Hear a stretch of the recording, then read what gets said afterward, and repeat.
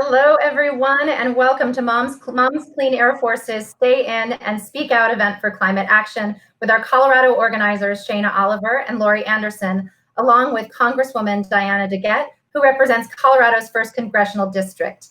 My name is Molly Michael, and I'm going to tell you more about Shayna, Lori, and the Congresswoman in just a moment. But first, we have a fun pre-show performance from our favorite bilingual performer and artist and Latin Grammy Award winner, Mr. G. Usually, Mr. G performs for us in Washington, D.C. when we're there live for our annual play-in for climate action every summer. But because this year we're all staying home to protect our families, Mr. G is bringing his talents to us virtually from his studio in Northampton, Massachusetts. Take it away, Mr. G. Hola amigos, it's Mr. G coming to you from our recording studio in the woods of western Massachusetts. How's it going, Colorado? Excited to be with you here today, and soon we'll be talking with Representative DeGette. But I thought first we'd start with a song.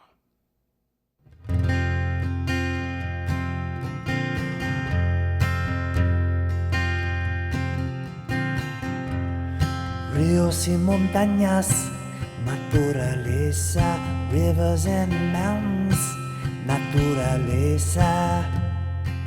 Nuestro mundo tan bonito, canten conmigo niños, juntos para ver la naturaleza. Viento y nieve, naturaleza, wind and snow, naturaleza. Nuestro mundo tan bonito, canten conmigo niños, juntos para ver la naturaleza. Hay que protegerla, hay que protegerla, hay que protegerla, hay que protegerla.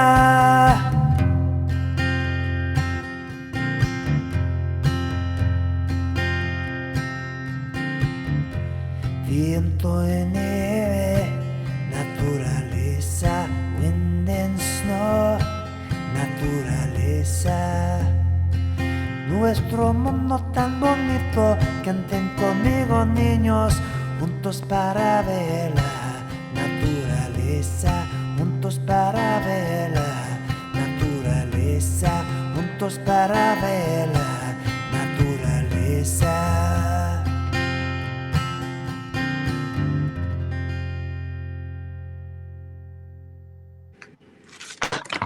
What a treat. Thank you, Mr. G. And we really hope to see you in person next year in 2021 in Washington, D.C. for our play, and we're keeping our fingers tightly crossed for that. And thanks, everybody, for tuning in today. As I mentioned earlier, I'm representing Moms Clean Air Force, a nationwide movement of moms and dads, of more than 1 million moms and dads across the country, united to fight air pollution and climate change. I'm joined by Congresswoman DeGette and our Colorado field organizers, Shayna Oliver and Lori Anderson. Shayna is a tribal member of the Navajo Nation and mother to 4 boys. Currently, she lives in Northeast Denver with her family and frequently testifies at EPA hearings in support of strong environmental policy and advocates in support of environmental bills on Capitol Hill to the U.S. Congress. Shayna is also an advocate for Indigenous peoples' rights. Originally from Minnesota, Lori Anderson moved with her family to Broomfield, Colorado in 2015 and immediately fell in love with her community because of its wide open natural spaces. But then soon after, she learned that a large-scale oil and gas development was being proposed uncomfortably close to her home. So she sprang into action and became involved in a community response, co-authoring a citizen-led risk analysis of the project, and she's been fighting for clean air and climate action ever since.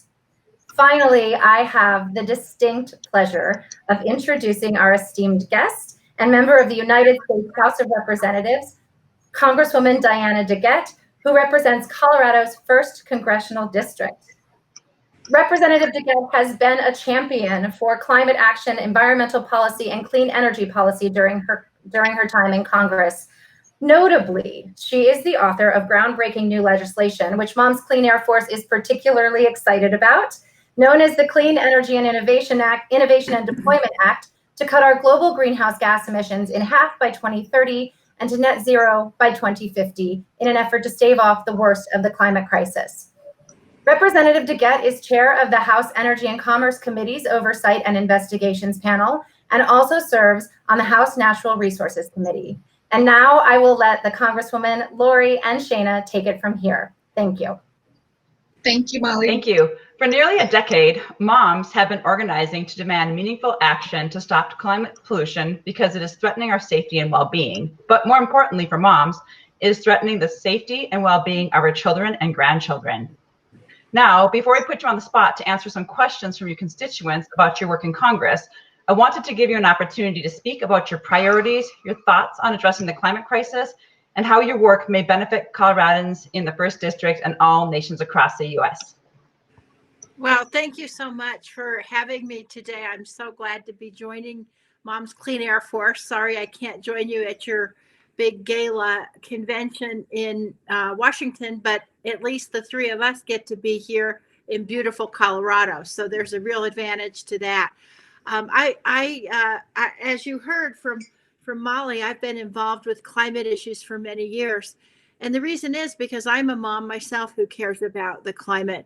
And my district, which is the city of Denver and some of the southern suburbs, we see the effects every day of air pollution, of climate change, and we see the effects on our kids. And so that's why it's so important to address these issues.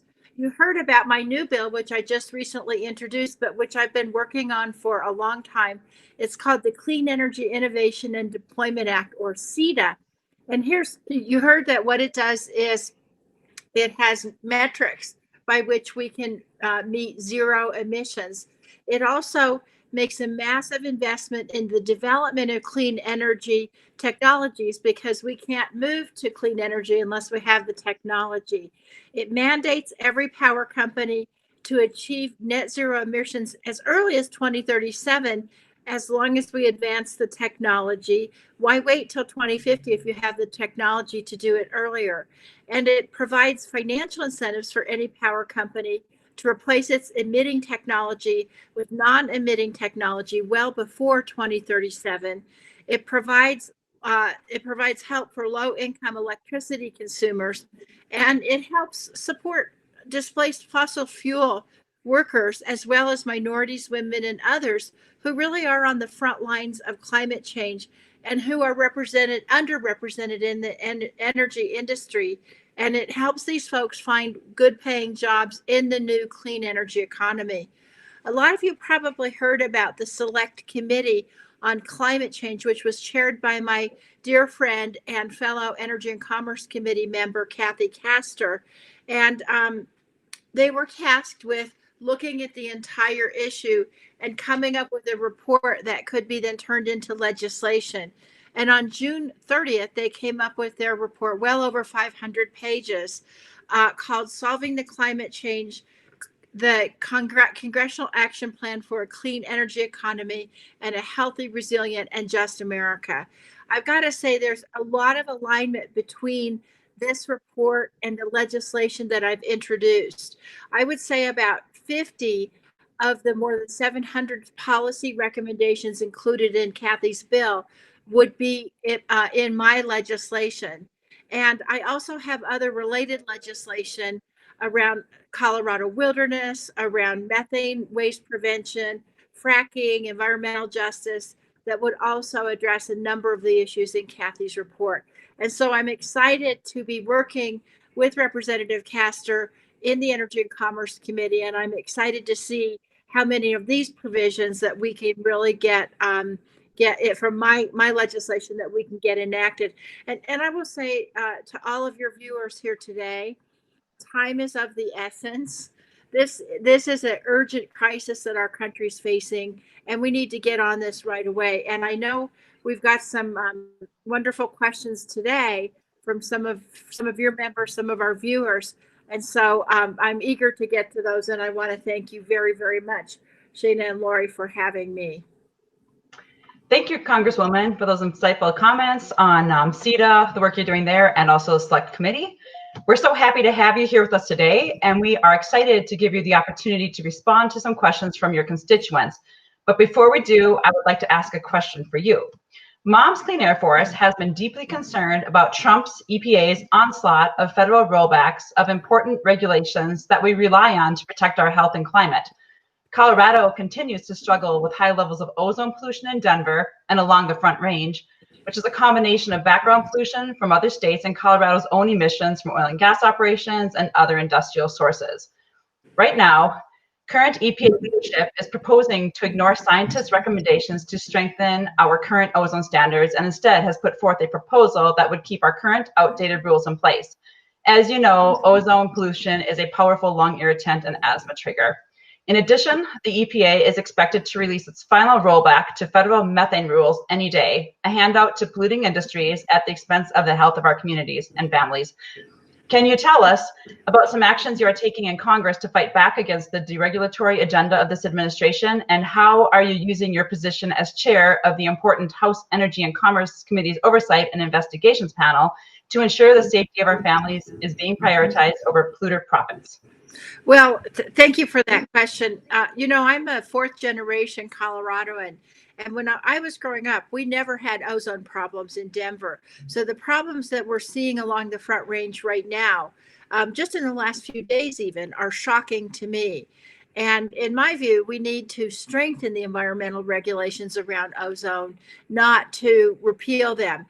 But this is just a part of the pattern of the Trump administration that we've seen for the last 3.5 years, a continual gutting of our key environmental provisions, not just around ozone regulation, but water, air, toxic chemicals, you name it.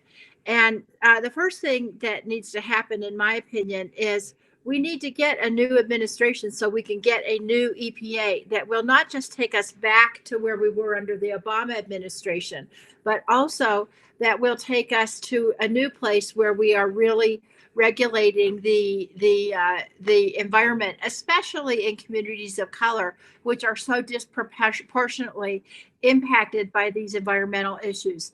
In my committee, the Oversight Subcommittee, we've had a number of hearings on these issues to bring these issues out. We've sent demand letters to the administration, and we're going to continue to hold their feet to the fire so they know that somebody is watching out for this.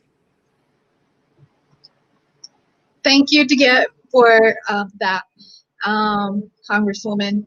As well, we do have Indigenous women leading the Nature's Rights Treaty, as well as they're leading the fight for the Green New Deal called the 7 Generations. So that's also something to keep in mind. But now, if you're ready, we're going to put you in the hot seat to take questions from some of our Colorado members. And we'll start with 7-year-old Ezekiel. I'm Ezekiel Archicon. I'm 7 years old. I live in Congress City, Colorado. What is the best thing?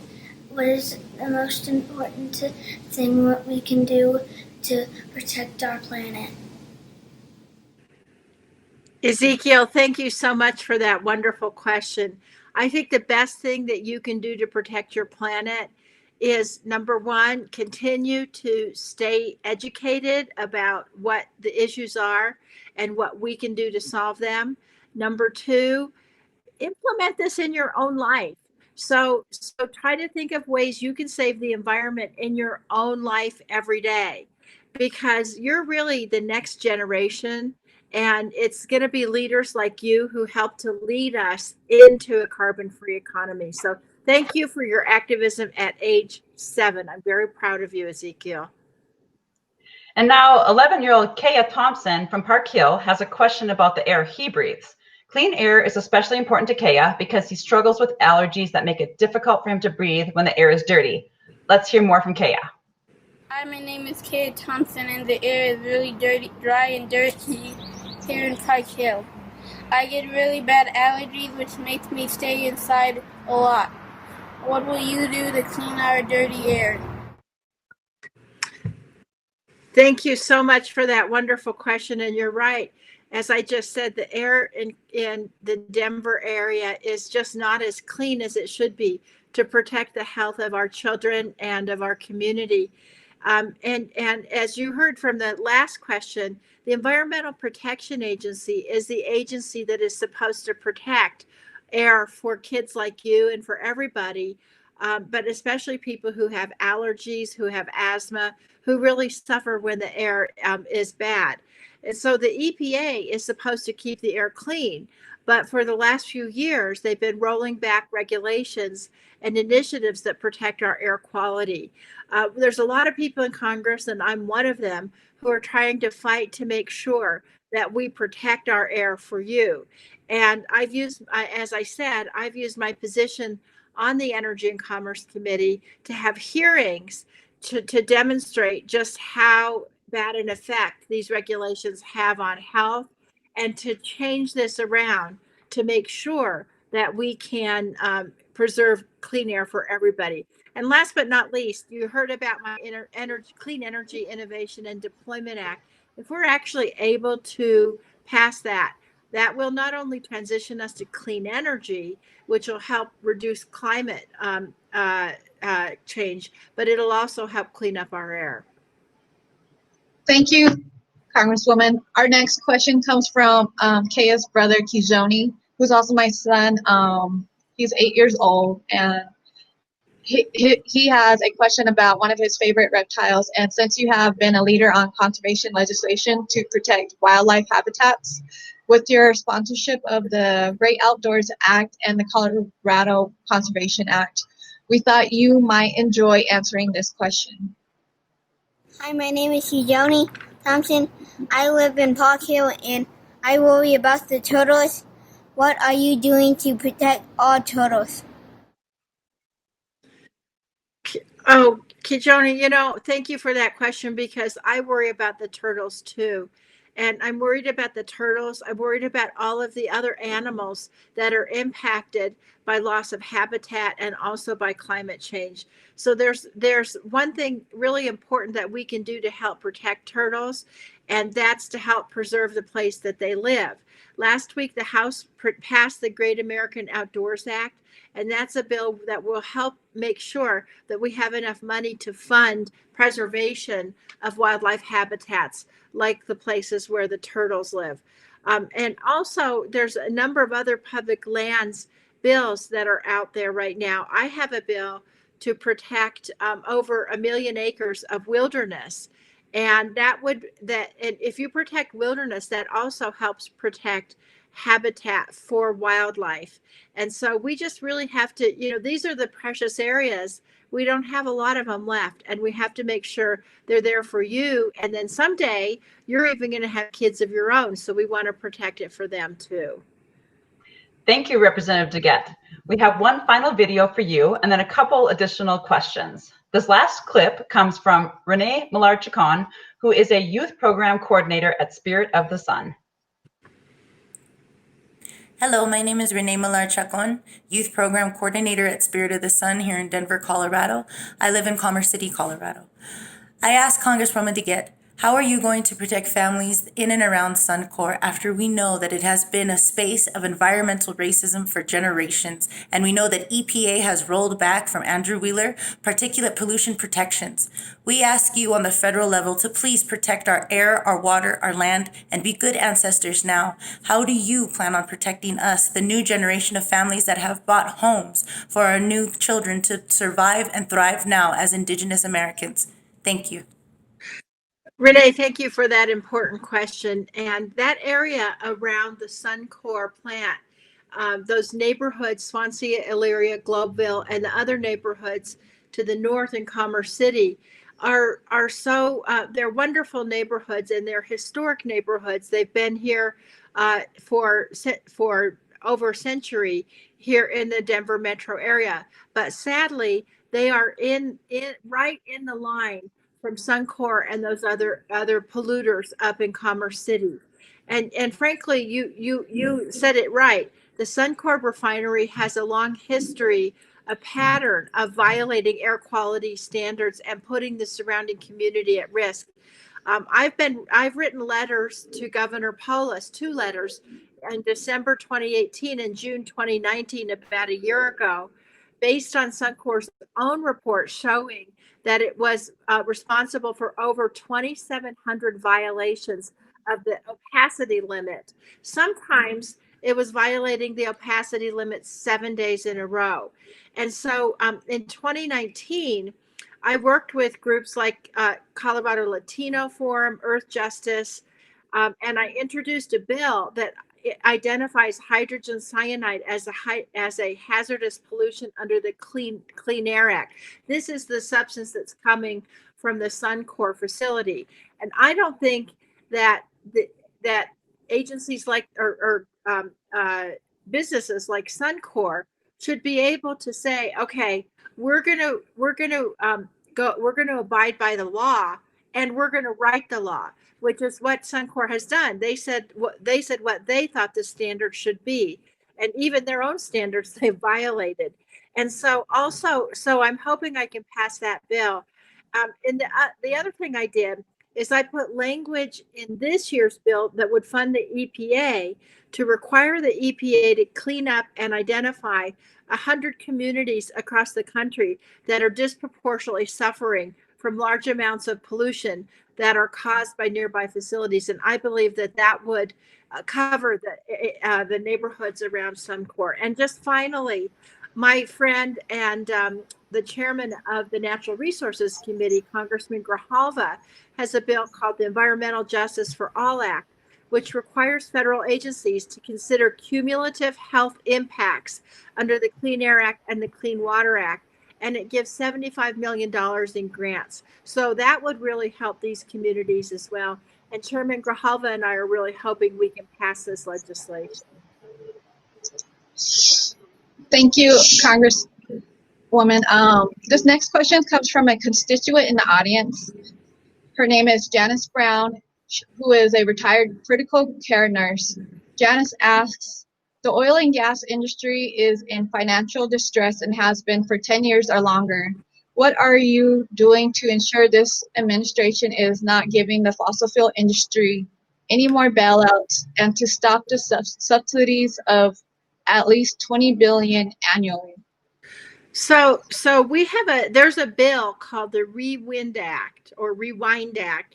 And what that does is it prevents the Trump administration from using the funds from the COVID response to bail out fossil fuel corporations. And it blocks several executive actions that the president has taken or that we think he might take that would benefit the fossil fuel industry. I want to tell you that this country already is moving away from fossil fuel to clean, renewable energy. And we need to encourage that rather than supporting these antiquated industries with old types of fuels and which frankly don't need taxpayer money. And so as you know, the Trump administration has done a lot of things that would try to shore up the fossil fuel industry. It stops enforcement of environmental laws. It waives royalty payments. It stores private oil in the Strategic Petroleum Reserve, and on and on and on, which only benefits these private industries that we should be transitioning from anyway. And so our bill, the Rewind Act, it precludes loans from the Main Street lending programs of the CARES Act from going to fossil fuel companies. It puts moratoriums on new lease sales until after the COVID-19 national emergency is over. And it has a lot of provisions that will stop these giveaways to oil and gas companies. Thank you, Congresswoman.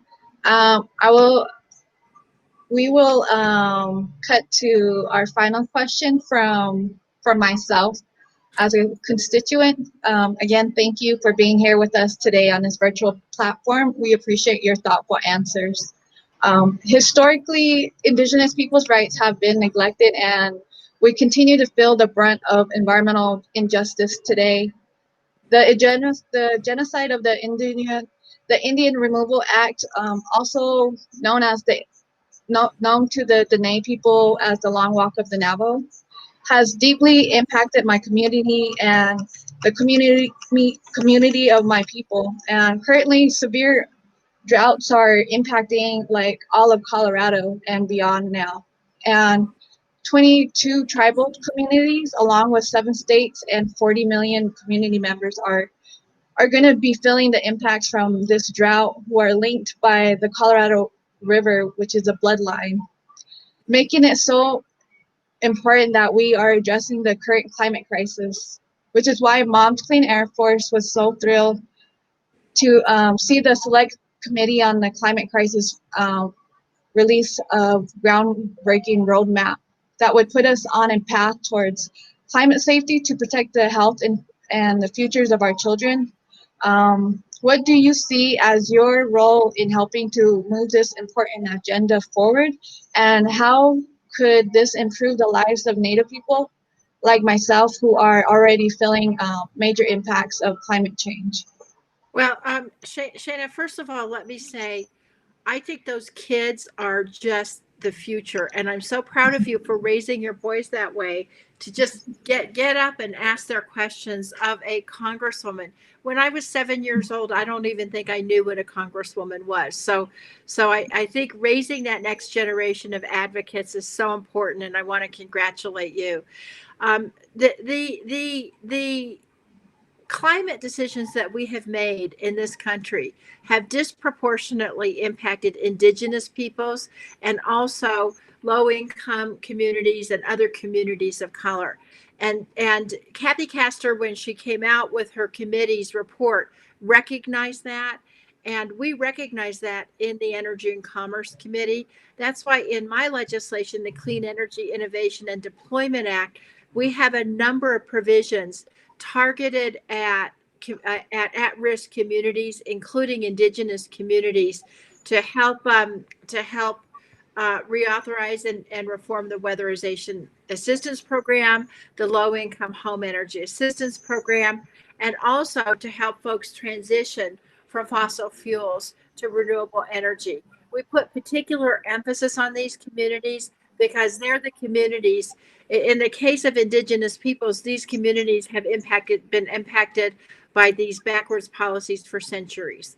And we need to stabilize the environment, and then we need to help put resources into those areas. And so my bill, as I said, it has a number of provisions that track with the provisions of the Select Committee, and we're going to continue to work to adopt these as quickly as we can. Congresswoman, thank you so much for those thoughtful answers and for taking so much time to speak to us today. We are almost ready to wrap up, but we do have one final question for you. As we have mentioned, Moms Clean Air Force works with moms, dads, and kids across the country to urge our leaders to take meaningful and bold action to fight air pollution and climate change. Do you have any final thoughts you would like to share with us about how we, as individuals, can take action and make a difference in our communities? I think it's so important that groups like yours, in particularly the children whose voices are the voices of the future, really continue to contact their elected officials, to work with us, and to let us know how climate is impacting their day-to-day lives. In addition, I will say, and I know your organization is a nonpartisan organization, but I do think that you need to look at the environmental policies of every single candidate who's running for election this fall on both sides of the aisle, and support candidates who you think are going to implement programs that will be in line with your values and all of our shared values. It's an election, and elections matter, because when you elect Congress people and all the way down to the city council who share your values, then they will work hard to implement policies that will cause them to move forward. Thank you so much, Congresswoman. And I actually want to say the vote like a mom kind of issue is how we always refer to it. We call ourselves mom partisan. And we are always looking to support anyone who is doing the right thing to protect our children. Absolutely. And our children's children. And we're all moms here in this platform today. And we all do it for our kids. And I'm just so thrilled that you spent the time with us this morning. And thank you for all you do in Congress and for Coloradans and for moms and dads and kids across the country. That's it for our Stay In and Speak Out for Climate Action today. Tomorrow we will be speaking with Representative Stephen Horsford from Nevada's 4th District at 2 p.m. Pacific, 5 p.m. Eastern. So hopefully we'll see you all then. Thank you again, Congresswoman and Lori and Shayna. Have a good day, everybody. Thank you. Thank you. Bye.